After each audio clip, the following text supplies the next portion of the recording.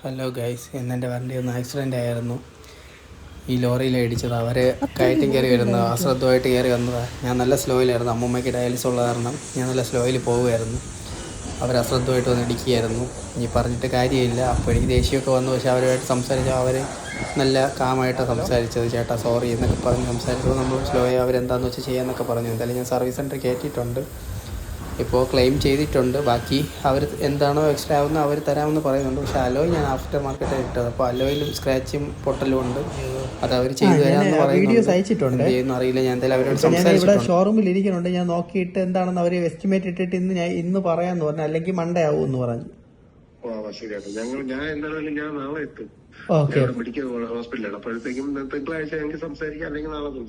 ശരി ശരി ശരി. ഞാൻ എങ്ങനെയാണ് നോക്കിയിട്ടല്ല, ഞാൻ ഡീറ്റെയിൽ ഇട്ടേക്കാം. ശരി. ഇവിടെ പള്ളിച്ചലിലുള്ള ലെക്സോൺ ടാറ്റ ഉണ്ടല്ലോ, അവിടെ. ഏതാ? Tiago E V. ശരി ശരി. അങ്ങനെ ഷോറൂമിൽ നിന്ന് വീടെത്തി. വണ്ടി ഏതായാലും സർവീസ് സെൻ്ററാണ്. ഒരു 3 ആഴ്ച പിടിക്കുക. ആ സമയത്തുള്ള ട്രാവലിംഗ് എല്ലാം ഇനി പാടാണ്. നമ്മൾ എൻ്റെയും ഫെബയുടെയും ഏകദേശം ഒരു ദിവസത്തിലെ കൂടുതൽ മണിക്കൂർ നമ്മളെ കാറിനകത്താണ് സ്പെൻഡ് ചെയ്യുന്നത്. അതുകൊണ്ട് നല്ലൊരു ഇമോഷണൽ കണക്ഷൻ ഉണ്ട്. അതിൻ്റെ ഒരു ചെറിയ വിഷമമുണ്ട്.